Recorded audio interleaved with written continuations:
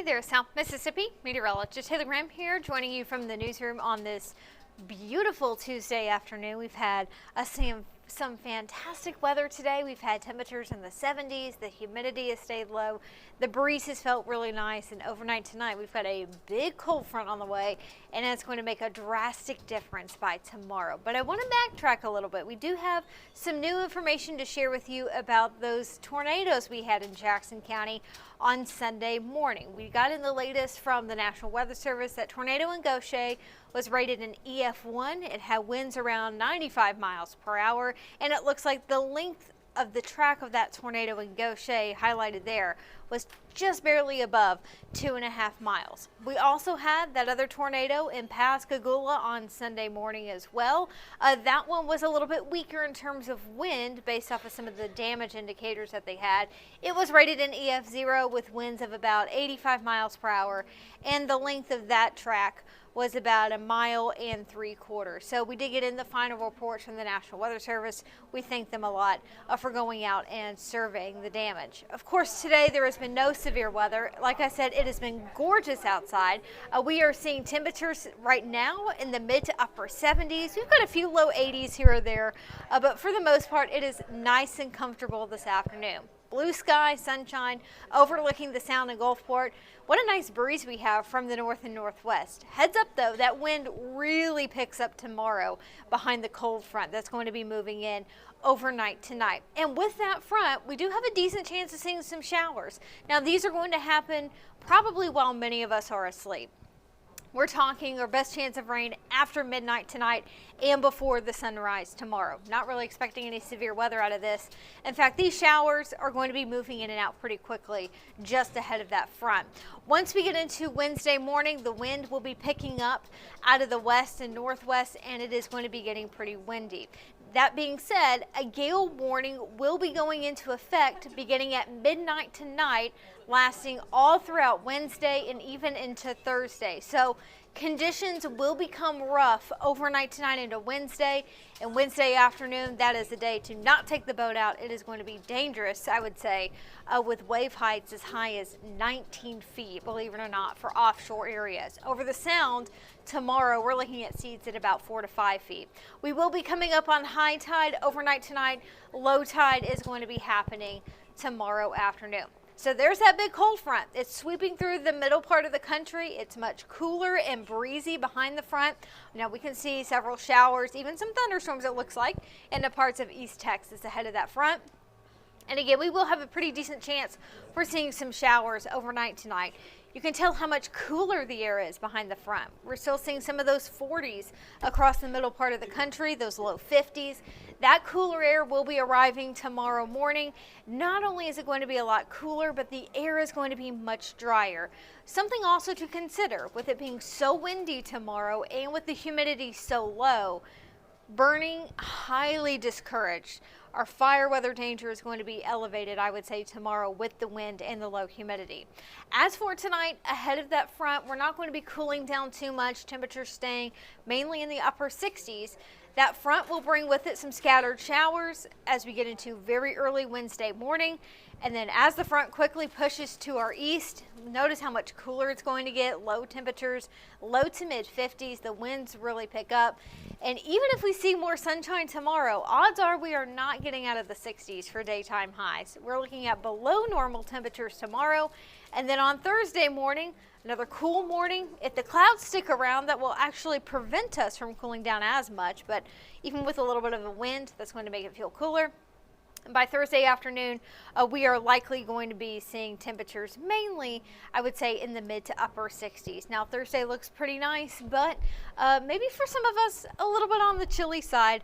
We may not be quite as acclimated to it at this point with those highs in the 60s. But for those of you that have been wanting some true fall-like weather, it is definitely on the way overnight tonight. So that being said, the wind really picks up even ahead of the front. Now, ahead of the front, we're going to see winds more so out of the south and southwest. Behind the front, winds are going to be out of the northwest. And those of us that live right along the coast are going to be feeling the most wind, I would say, throughout the day on Wednesday. Over the water, it's possible that we may get some gusts over 40 miles per hour. That's why that gale warning is going to be in effect even into Wednesday afternoon. It's going to stay fairly windy throughout the day, again, mainly along the beach.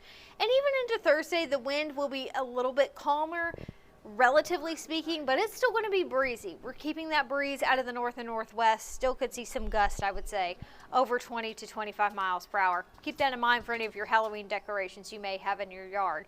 So over the next few days, our high temperatures only in the 60s.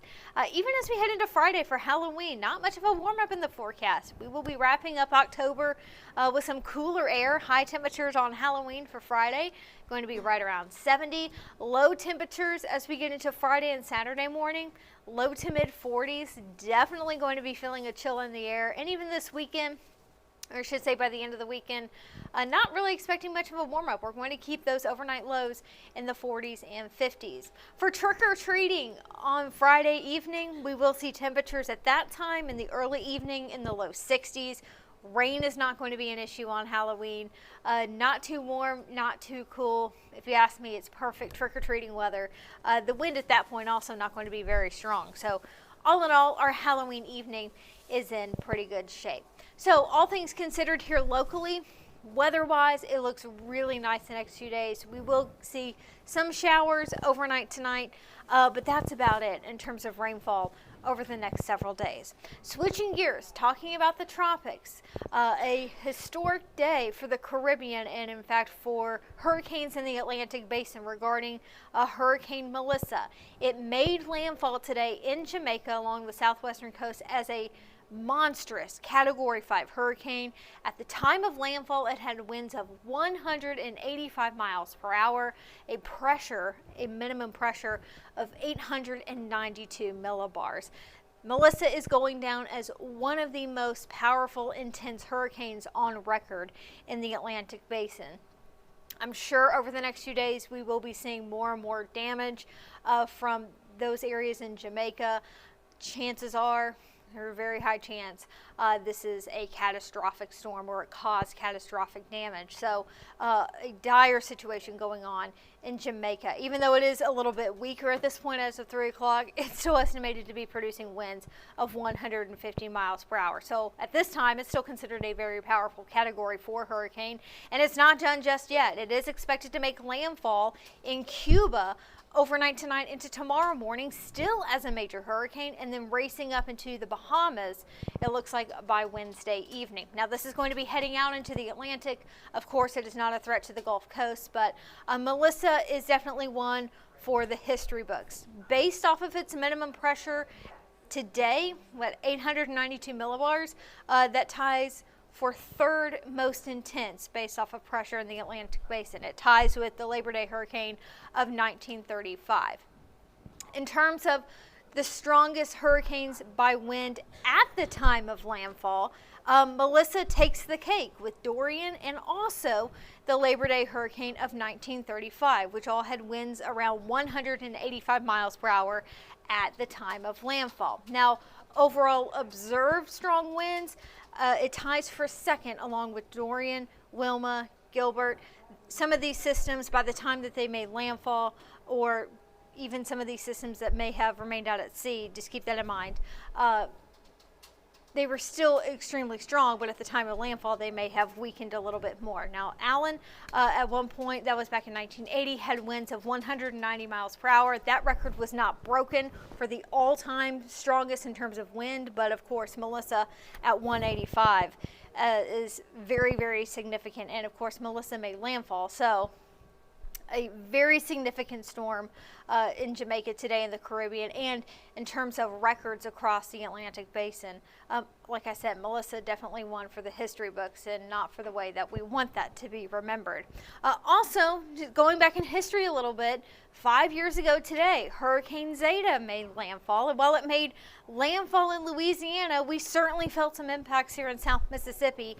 Zeta made landfall as a Category 3 hurricane on this day, October 28th, back in 2020, and we had some pretty strong winds here in South Mississippi. In fact, we had a few reported wind gusts over 100 miles per hour, and Zeta certainly caused some damage. Even me personally, I had to get a new roof on my home thanks to Hurricane Zeta. So that was 5 years ago today, if you're curious. So 5 years has passed since we had Hurricane Zeta impact South Mississippi. Now, thankfully, we have no tropical threats on the horizon. Melissa is not going to be impacting the Gulf Coast.